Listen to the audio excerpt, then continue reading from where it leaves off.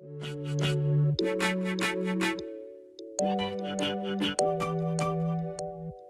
guys, welcome back to LTF1. I'm here with Ishan for another race review, and this week we have Chris and Cassie from CCF1 joining us as well.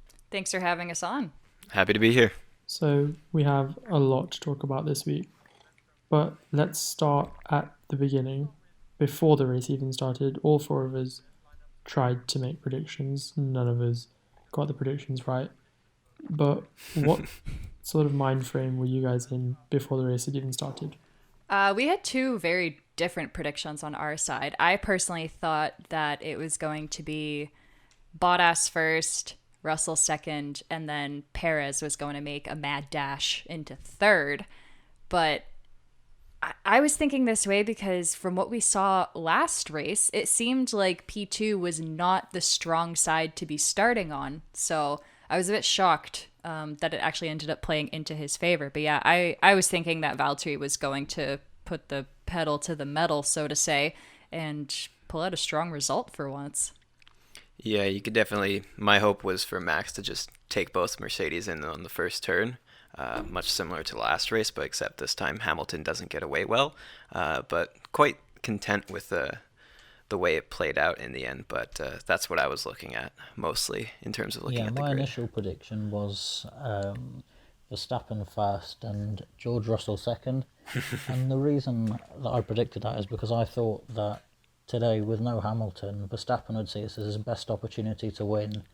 And just because he has more experience of being in a position to win races, did I think that he would it'd be a clinical sort of win today and he would get the result. But obviously, thanks to Leclerc.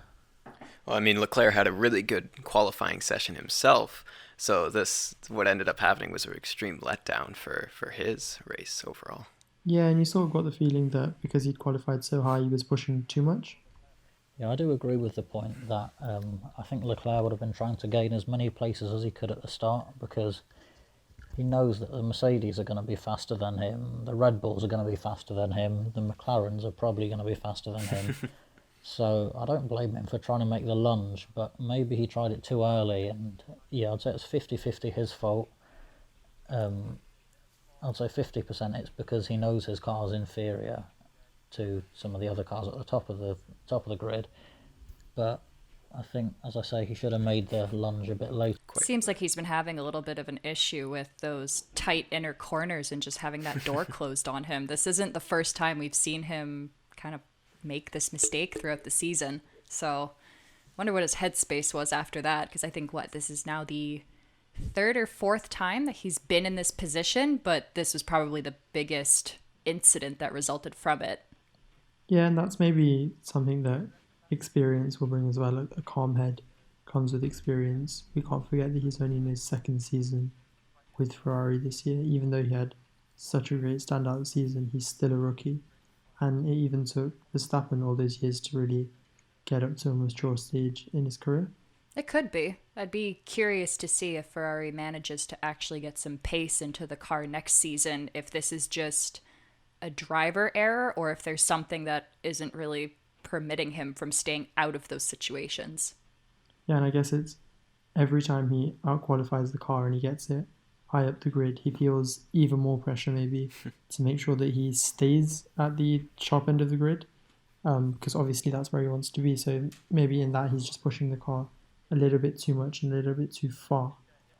Max was known for that in his early Red Bull days, but Max, actually another loser at the start, was keeping himself out of trouble, and he kind of got collected by everyone else, unfortunately for him, and he was really angry about it afterwards. You could tell. Even in the post-race, he was still quite angry. You also have to give it to him, though. It's this one time he decided to stay away from the battle and just move around it. It still didn't work in his favor, which is what's really unfortunate. Usually you're used to seeing Max being in a part of the collision, so I was quite confused when I saw his car beached into the side of the with Max, I've criticised him before for calling him over-aggressive, but today it was quite ironic to see him trying to stay out of the action, and it still ended up ending badly. It's very on brand. I think it's his second one off the first lap too. So especially on two races in this season where he's had high expectations to do really well. Makes you wonder where he would be in the Drivers' Championship and how much further Red Bull would be ahead if he didn't kind of have these random strings of bad luck, especially with him DNFing all the races in Italy. Well, Alex Albon didn't give them that much help either with his qualifying position yesterday for the race today, starting out in 12th. And I think he almost had an off at the start of this race. I think it showed up quickly. He just went into the dirt as well. But it was kind of looking a bit better later on for him, but as it progressed. Yeah, and that's where he really, really hurts Red Bull in that they can't play a strategy with two cars because really they only have one car in the race at any one time because Max is delivering the goods and Alex is usually at the bottom of the grid. Yeah, they basically don't get to play into the team strategy element at all when Albon is so far back or when Max crashes out. So they're leaving themselves with very little options by playing this game. I also found it funny in one interview they kind of asked Albon what's his strategy, and one of the parts that was a key factor was him saying, oh yeah, we might get lucky with some other people's mistakes. I'm like, that can't be your strategy going into a race, like hoping that someone else messes up. I just don't think that's the right attitude myself.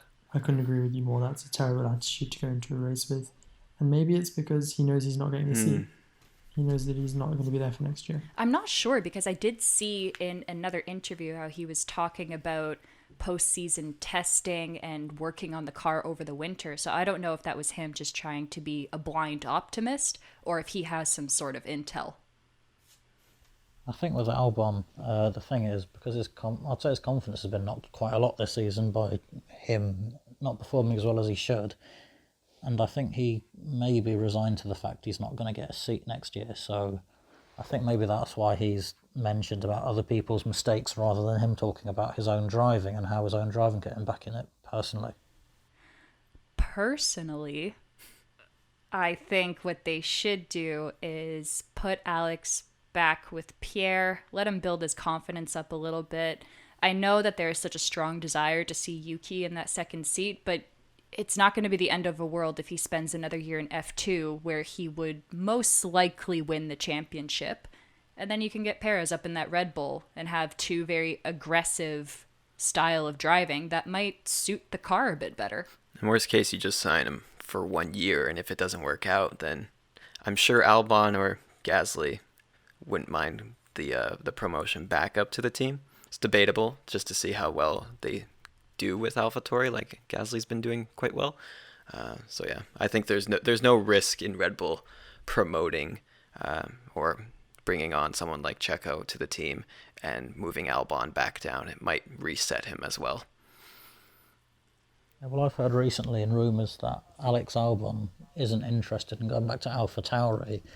I think that would be the most sensible option for him because otherwise he risks losing a place in F1 completely next year.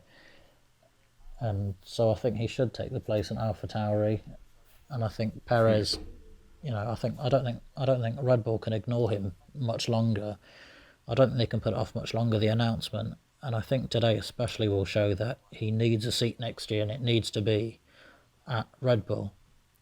So I think Albon should take the seat at AlphaTauri if it's offered to him, because I think that's his best bet to stay in F1 for the long run. Yeah, Red Bull are the only team that, if they do take a chance on him, that would be willing to take a chance on him, especially with Perez putting in the performances that he has been over the past few races. These are performances that Alex Albon right now could only dream of. I think also Perez has shown on so many occasions throughout this entire season that he's right up there, kind of sometimes in places where he shouldn't be just because of the car he's driving, but he's making the moves happen. So if it hasn't already been clear enough for Red Bull that this is the man to sign, today just further solidified it to the point where if they don't pick him, they're going to walk away from this kind of looking a little bit, I guess, like they have their foot in their mouth or something. Like just the pride that they would have to try to hold just to justify not signing him. I kind of think it would make the team kind of look a little bit foolish, in my opinion. Yeah, Red Bull haven't been amazing with their recent driver transfers. The last success story really was Max Verstappen. And even back when they first put Gasly in the car, a lot of people were saying they should have gone with Sainz because he had those Red Bull tyres. And now look how well Sainz is doing, and Red Bull is struggling on the other side of the grid. So, and for me, Red Bull needs to make a decision sooner rather than later, because drafting in a driver at the ninth hour tends to not end well. Well, there's still one race left for them. That's what they're saying. They're going to decide at the end of the season, and I guess maybe the verdict will be done in Abu Dhabi. Yeah, well, I guess the fact that they've continuously pushed back their announcement date tells us that they haven't completely made up their minds, because didn't at one point they said, we'll decide shortly after the, like, I think after sometime in August, they said, oh, we'll decide at the end of September. And then it was, we'll decide after Turkey. And now it's, we'll decide after the season. So I think the fact that they're pushing it back tells us that not everyone agrees on the best course of action. You know, Netflix is following it, though. And you know they'll take every ounce of drama out of it that they can. But hopefully the series will be interesting. Yeah, it's also always interesting to see in this race as well. We did get to see Checo have to fight against Albon during a few laps of the race, and I'm sure he's always paying attention where it's like, oh, that could be my seat next year, and maybe the Red Bull team is also watching closely how they're performing wheel to wheel against each other. Yeah, and you have to assume that when they are next to each other on the track, which they have been a lot recently, that both of them are looking to prove a point to the other one, and that's why we kind of see the best of them when they're together on the track. And Perez usually benefits. Mm-hmm. He's usually coming out looking better. But talking about Netflix and the curse of Netflix, they were following George Russell this Curse weekend. continues. Yes, the curse does continue. And I feel like he really would have won it this weekend, despite Bottas trying to pull him back and the gap not being too big. I think he had it covered.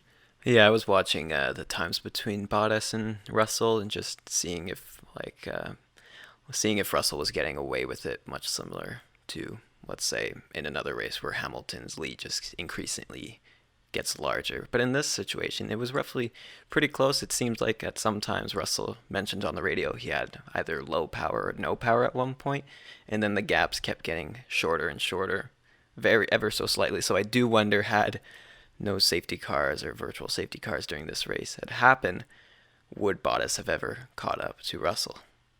Well, I thought Russell was going to win for sure. I thought, because mostly he was averaged around, I think, 2.3 seconds clear of Bottas. And after Bottas pitted, it was about 5 seconds. So I don't think it'd be, he'd run away with it. But I did think George Russell would win. And yeah, he was on the wrong power mode after he came out of the pits. But that's just because he was getting used to the Mercedes car. But I thought George Russell would win. Not convincingly, as I just said, but I thought he would just about win it against Bottas.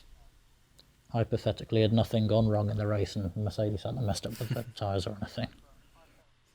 But yeah, the power mode moment was the first time in the race I had a heart attack, because I really thought that it was a power unit issue, and I thought that George Russell was going to be out the race with a power unit issue back then, but Might have sweated yeah, it a little bit. worse Yeah, I than was a little scared that it was another case of like when Charles had hit his problem last year after leading the race after so many laps and then slowly just lost it and ended up in P3. I was really not hoping for that scenario, but in the end it was even worse than that.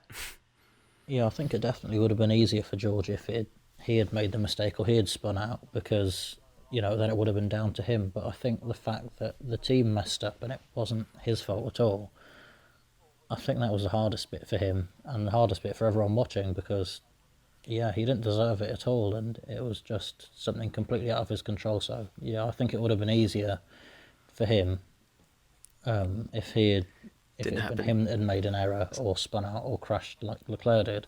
Yeah, he'll take some comfort in that, and I think Toto said post-race as well that they've seen what he can do and he's proved himself. It doesn't matter that he lost the win. I think it was just made worse by the fact that it was so uncharacteristic of Mercedes, making mistakes that we've never really seen aside from Germany 2019 and that whole catastrophe. But I almost wonder if it would have been easier to handle if it was George himself who made a mistake and spun or didn't manage his tires properly or something of the sorts, or if it's actually harder because he made virtually no errors of his own aside from having the wrong power unit setting, which was a quick fix. But in terms of actual pace and driving, he didn't put a foot out of line. Yeah, and that's why I say that even though he wasn't on the podium, he won the weekend. He had Bottas more or less covered. He was controlling in the race. He was calm, and he did nothing wrong.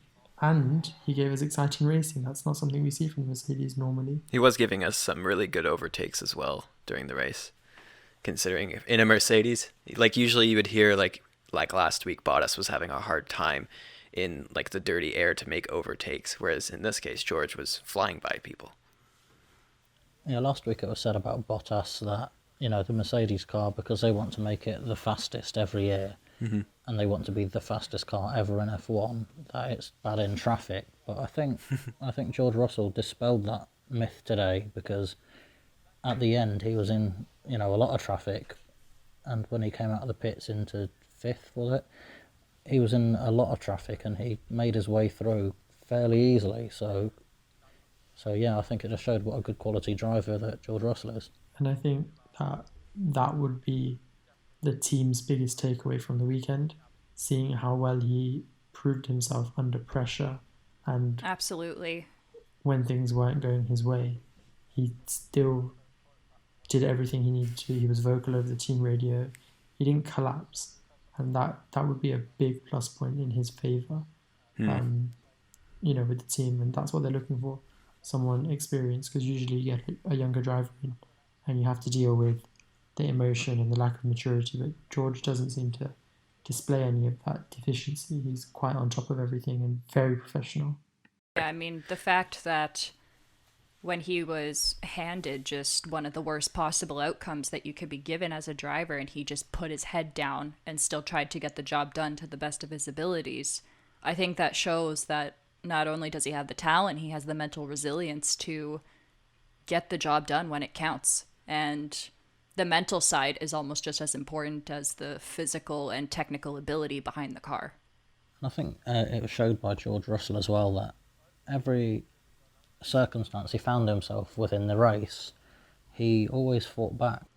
So have you heard the rumours that Mercedes are going to use this as a bargaining chip in the Hamilton negotiations to kind of say, look, there's this kid a lot cheaper who can do more or less exactly what you're doing? I don't think that they would ever, consider not signing Lewis, because, I mean, you can't. With a resume like his, they'll obviously still want him on the team, but I think this will definitely be good for negotiations on at least Toto's side to be like, there is someone gunning to steal your spot. Is the money really worth it? Because we have someone here that we could nurture into the next future star. So I don't think that they'll outright not sign Hamilton, but I think it will make negotiations a little bit more interesting. Well, it's definitely not over for George, because I think Toto, after the race, he said some words to the effect of that this won't be George's last race in a Mercedes, which I think was quite cryptic for especially Bottas. I think it'll only push the both of them to do better, because if you think about it, everyone always says that Hamilton is not the driver that he was when he lost to Rosberg, that he's on this new level now. And if he's pulling out these results against someone like Bottas, who maybe isn't always the strongest competitor on race day, but has been putting up a decent fight in terms of qualifying throughout the season, it can only make you imagine how strong Hamilton will have to fight in order to fight off someone like George, who honestly has nothing to lose and just wants to push himself. Because there's the massive rumours about 2022 and George Russell, taking a seat at Mercedes. So even though today was disappointing, we will see George take a podium at Mercedes. I'm 100% sure of that at some point. Whether that's next week, if he's obviously there for Mercedes next week, or whether it's in 2022.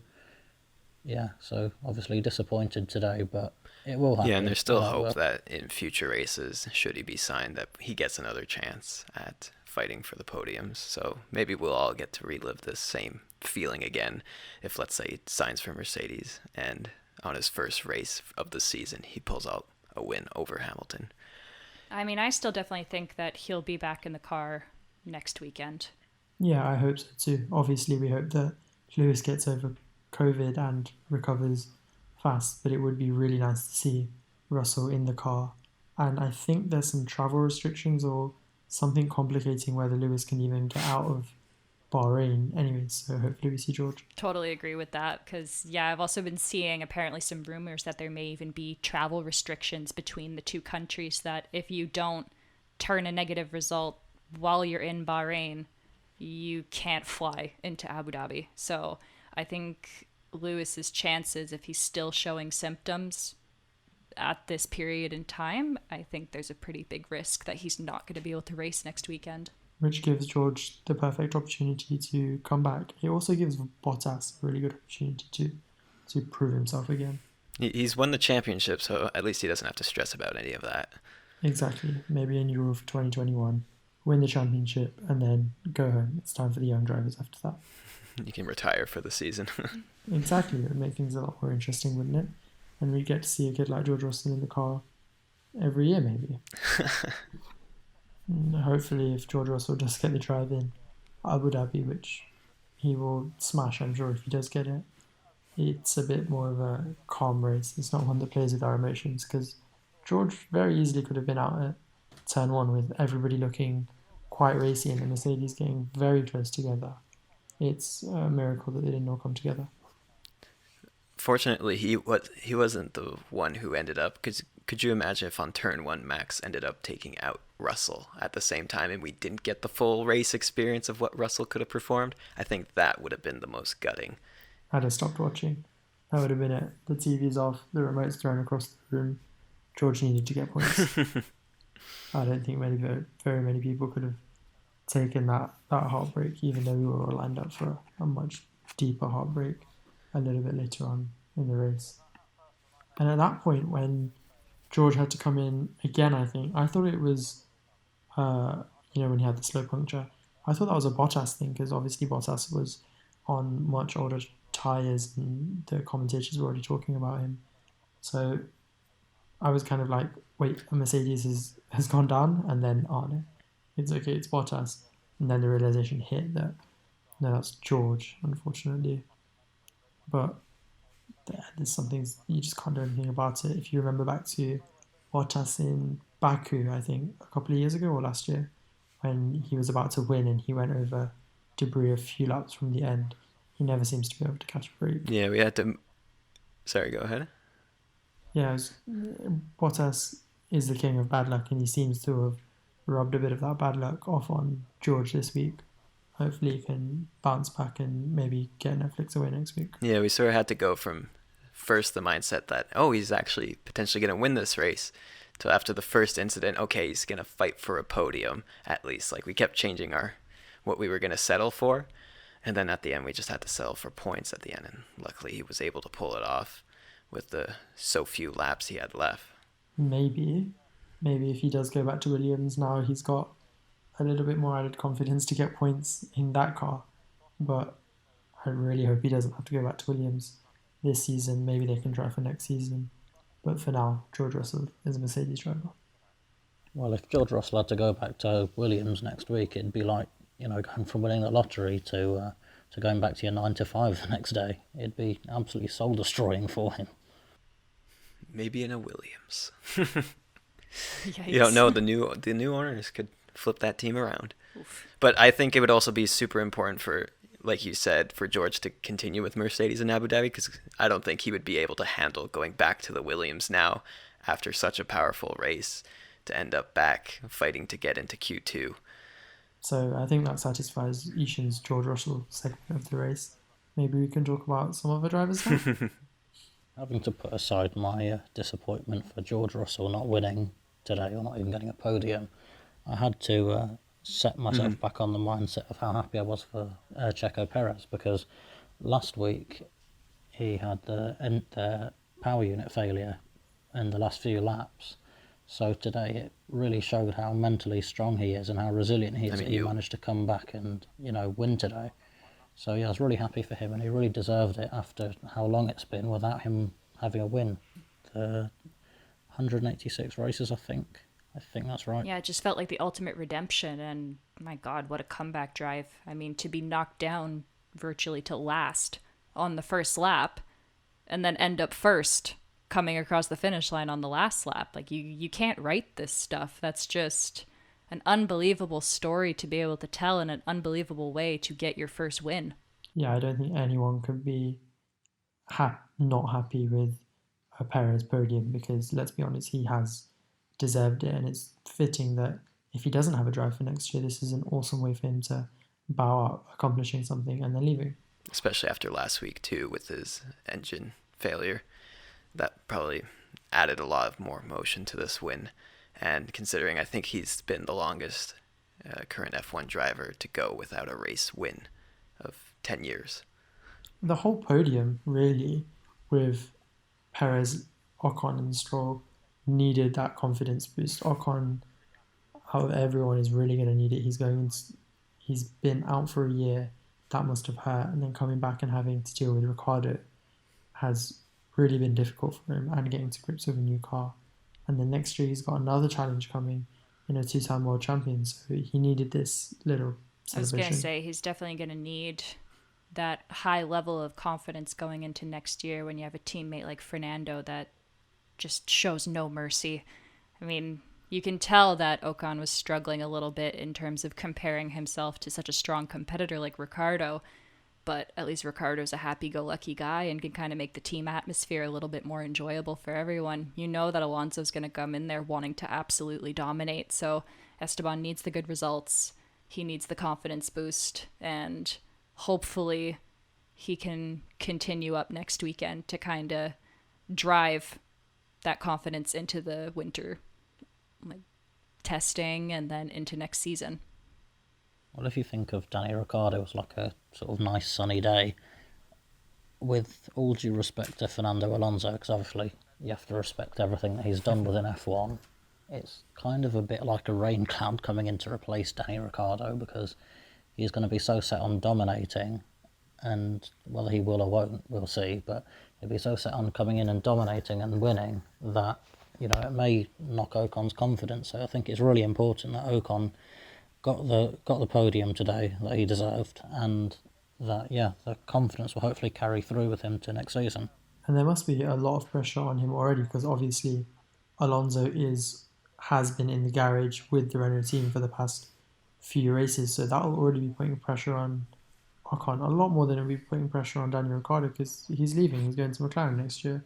So yeah, he needed this break, and he's helped his team a lot for the Constructors' Championship. It's so tight in the midfield right now, and we're privileged to have it like that. But these points have been really good for Renault. We were just saying before, like, this was too big. Like, this weekend was a big win for both the Racing Point and the Renault teams in their fight for the third place in the championship. And it's, I think, even closer now going into the last race. It really brings to question who's going to end up on top. And also, I don't think we realized at the start of the season we would see 3 Renault podiums by the end of it. I think that's a really shocking aspect from this season. Even though in this season Mercedes have been clear of the field by at least the second, the amount of competition in the midfield has been really, really good to watch. And it's been a lot higher than I can remember in any other years. And that will have something to do with the fact that we're going to new tracks and they had less time to prepare. But I really hope they can continue that into next year, because seeing the fight of literally any one of 10 cars could be best of the rest is thrilling. It's what we always want to see. I think Ocon now is the 13th different driver on the podium this season. We haven't had stats like that in so long. So to know that even if there's a slight mistake from a Mercedes driver or a Red Bull driver, the fact that that gives someone an opportunity to get a podium that even last year would have been almost completely unachievable, it's a great thing to see. And you just hope that eventually these teams will be able to put their cars in that position on pure merit and not always just a stroke of luck or a stroke of misfortune from someone else. Speaking of misfortune, McLaren and Carlos Sainz had such a terrible Sunday after a difficult qualifying with Lando. Lap 1, Carlos was battling with Bottas. It looked like he was going to be really well in this race. And then that bad pit stop just tumbled him down the order. It was heartbreaking. Before that happened, I really thought they were going to be on for such a strong performance today. I mean, you had Lando move up 9 positions in the opening lap. That's amazing to see, and it seems like McLaren have this ability to start from further back than they should be, but then make up those positions almost right away. I was really thinking that we were going to see both of them in the top 5, but poor strategy call, and then Lando was just struggling to make it stick at the end. I do really highly rate Carlos Sainz as a driver and Lando as an upcoming driver, so I can see it will be really, really interesting because I can see McLaren being competitive, but for me, Racing Point just edges it. McLaren started the year really strong. When everyone expected the Racing Point, the pink Mercedes, to come out and dominate, McLaren were the success story of the season, and they seem to have just trailed off a bit in these last few races. Maybe that's because they're preparing for next year a little bit more because they're taking that Mercedes engine, but I really hope that they do come back as strong as they were this year. Do you guys have any predictions on who's going to take the championship for third place in Abu Dhabi? I can't remember from last year's results how each team did, but any hunches? Well, between 3rd and 5th at the minute, there's only, 22 points? But with the amount of confidence that Lance Stroll and Checo Perez would have had from today, I can see them, as he said, not comfortably, but I can see them taking the 3rd place next week. I'm a bit of a McLaren fan, so I'm biased to say I hope McLaren will take the championship and all the points. But I just don't think they can get on top of that challenge that Racing Point are giving them at the moment. Racing Point have not put a foot wrong, and McLaren seems to have these gremlins right now that they really can't get over, and they're gonna have to try something mega to stop a Racing Point with a Mercedes engine in the back of it blasting down the straight in Abu Dhabi and just blitzing away into the distance. Racing Point could even be on to beat the Red Bulls next weekend out, and it would be nice to see Perez on the podium, I guess, for his last race. I think at this point, with, I wouldn't say necessarily a comfortable lead, but showing their recent race pace and the confidence that both drivers are going to have going into the next race, I'm also putting my money on Racing Point. I do think McLaren are going to have a little bit of a comeback and try to tighten up the gap, because it just kind of seems like with Renault, they never both have a fantastic race. It's always one or the other. And I mean, that's kind of a little bit of a bold statement considering Daniel still ended up 5th this race. So the fact that a 5th place in comparison to a 2nd place is a disappointment says a lot. But it just seems like they can rarely string together 2 strong performances in a singular weekend. So I think that's why McLaren are still going to come out ahead of Renault, but behind Racing Point. Mm-hmm. Yeah, that would probably be where they end up. Switching it up, we're all really, really good at predictions, as we saw this weekend. So who do you guys think are going to be on the podium for the Abu Dhabi Grand Prix? I'm going Russell P1. I really hope I don't jinx him by saying that, and I'm so sorry if I do. Yeah, going Russell P1. If Max can pull it together, I think I'll go for Max P2. And then I want to say Sergio's going to get another podium. So I'm going to go Sergio P3. I'd like to see Sergio once again on the podium for like a back-to-back, since he was robbed in the past few races for just a poor strategy or a mechanical issue. So I'd like to see him somewhere in the mix. Definitely one of the Mercedes is there. I have the feeling like Boss is just going to come out of nowhere and just set everyone at bay again and get everyone to calm down and maybe take the win on the next race. And I'd probably imagine seeing Max up there too, so I would probably just go Bottas Max, and Sergio as my three, unfortunately for Russell. I think for Abu Dhabi, I can see, and I'm a big fan of his, but I can see George Russell coming back really hungry and really wanting to win. And obviously he raced really well, so with no sort of, nothing goes wrong like it did today, then I can see George Russell on for first, and I'm going to go really bold and say Checo Perez for second, only because today on the speed trap, Perez was clocked at about 211 miles an hour, which I think was the fastest car on the track recorded.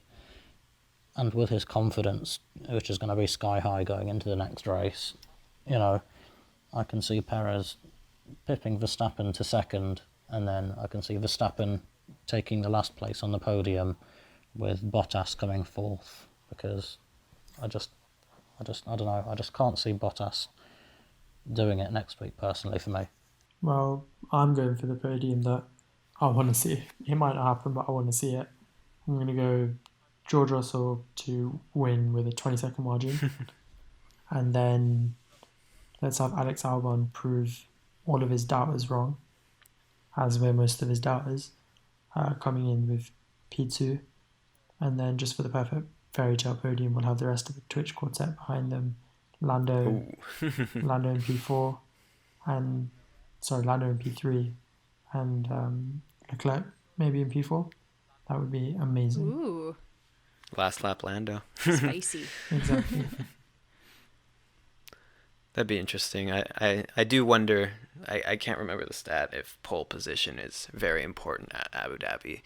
I don't know how much overtaking possibilities there are at that track. It depends on how strict they want to be with... track limits? Yes, thank you. Yeah, so I could definitely see George taking the pole position next week, that's for sure. And I think that's going to be quite important as well, because Abu Dhabi's not the best place for overtaking. Once the race really gets started, maybe the first lap, yeah, but then it's not great after that. If he gets pole, then he'll probably win the race. Speaking of the tracks, what do you guys think in terms of the outer track for this week? Did you find it invite more racing than the regular circuit at Bahrain? I actually kind of preferred it to the regular circuit. I just loved the high speeds, and I mean, in comparison to last week, which was still a good race, but I just thought we saw so much more overtaking, and not in the typical areas you would have anticipated. You were seeing it in the chicane, you were seeing it all throughout turns 1 and 4, even some really bold moves into turn 7. So I was thrilled personally with the track. I hope they keep this format instead. Yeah, I do think that as interesting technical tracks are, from a viewpoint of being a Formula One fan that's interested in technical circuits and so on, obviously they should be kept, but for people that are non-Formula One fans and for neutrals, I think that at least one track that's like the one we had today would really do a lot for the sport, because it's everything that people want to watch in F1. It's lots of overtaking, crashes, pit stops costing half a lap, lots of position changes. It's sort of like watching an F1 race in the style of NASCAR, which I think was really interesting and I think should definitely carry on. And it really helped that the track was so fast and the lap was so short. There was always something to look at, and the officials and the teams never got a moment to rest throughout the whole race. I just found it also really funny how when Jack lost his front wing, they had to deploy a full safety car just to pick it up, because they had no time at all to have a marshal run out there and pick it up safely. So I found that element a really interesting twist, and it pretty much shook up the entire race from that point. And they tried to do a virtual safety car, didn't they, for a little bit? And then they just realised that a gap was not forming. And that was the problem with George's pit stop as well. The fact that something so simple as a front wing falling off turned into 8 laps behind a safety car is kind of unseen before. So I think this track kind of eliminates the typical strategy calls where you can build up that gap safely pit and then come back out. That's just not really an option here. You always have to consider how much traffic you're going to be let out back into, how much space your competitors can get ahead. There's no real opportunity to fully pull away from someone at this track, so I just think it made it so much more interesting. And then having so many laps and the curbs being so intense also played up into tire degradation, which has just been, I think, a theme for this entire season. Yeah, but imagine being a spectator at Bahrain as well. If fans were allowed there, it'd be amazing to see a car going by every couple of seconds, really, instead of having to wait a bit longer. Yeah, it'd be nice to not have to wait almost a full minute to see a car come back around. You've always got something, whether it's a front runner, midfield, back marker, you're seeing some sort of action. Because the quality of racing between the back markers was honestly very impressive to me today. Even in qualifying, I expected there to be some crash or people getting in the way of each other, but none of that really happened. They were quite well behaved. I'm surprised not that many people fell off the track during the chicane as they did in like free practice. Like no one spun out. Yeah, and the commentators are saying it's because it's quite an old school track in its design, and the cambers and the corners kind of come together to pull the car in the right direction to kind of give the drivers a bit of an aid, and that's something good. Yeah, it's funny to see sometimes when there's so much effort and money being put into building these new modern tracks that are supposed to be designed for the best overtaking, and then you go to an old school style of circuit and that's the best racing you get. So I just think stick with what works. Yeah, and as I said before, I do think that new tracks, and especially these really fast-paced ones, are really good for neutrals as well, because it has everything that a neutral wants to see in a race, and I think that makes it a lot more interesting as well when teams aren't so familiar with the track. That's the key point, the familiarity. I think the one in Saudi, they're still planning on how it's going to be laid out, so maybe after this season they can see what has worked to bring us some races with really good like overtakes and deploy, because I know they did mention they don't want it to be a boring race. Well, with how many millions are being poured into it, I sure hope they get it right and that we don't end up with another Sochi or Spanish Grand Prix. God, I want those tracks off the calendar. So would you say then that maybe for all the rest of the calendars in the coming years, we have at least one sub 1 minute lap time track just for that bit of variety, and it's proven that it can be a good race? I would say so, just to give us a little bit of variety in terms of team decision making and have something that's all about raw pace. Because yeah, the technical tracks can be super interesting, but it doesn't always guarantee that you get the best overtaking. Sometimes it just all comes down to team decisions and playing the long game. So I think if you want kind of your more old school style of racing, you need those fast-paced, action-packed tracks that might cause a bit more of a headache in terms of people on the pit wall, but it's just so fascinating for the fans. I could definitely see it being more of, not necessarily dependent on sub 1 minute for myself, but I'd like to see at least one track every season be different. Because you've heard a lot of the drivers say it's really fun to go to all these new tracks, new places. It doesn't just feel like a sort of rinse and repeat year after year at the same track with the same data. It's really exciting to see people come in with no knowledge of the track for at least a few years. So maybe if there could be just one race in the calendar that's sort of like a lottery, they pick out of a hat, okay, we're going here this year. That'd be, I think, really fun to see and bring a nice little twist. If it can be close to sub 1 minute, I think that's good for, like we were saying, with the pit wall and no real room for error, but I don't think it has to be sub 1 minute. Yeah, you make a good point with the just having a variety of tracks that the teams don't know where they're going to go. That's been a massive point this year, in that the teams had little to no preparation or prior notice of races. The calendar was getting decided as the calendar was unfolding. And they didn't get tyre selection choice either, which I think maybe that's something that they can carry through from now on, not letting the teams decide their own tyres, just giving everyone the same sets. It seems to even the field out a lot. And I think we can end the podcast there. We've taken up enough of your time already. Thank you to both of you for coming on and being a part of our race review this week. It's our pleasure. Thanks for having us. We definitely encourage anyone listening to go check out their channel. It's amazing, and hopefully pretty soon we'll be challenging you for views.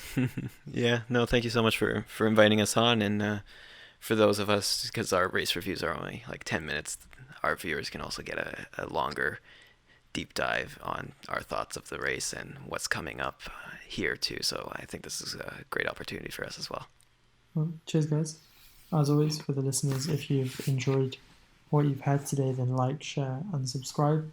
We'd really appreciate it. If you want to add your own opinions, then comment and we'll get to it in another video. But for now, it's been LTF1.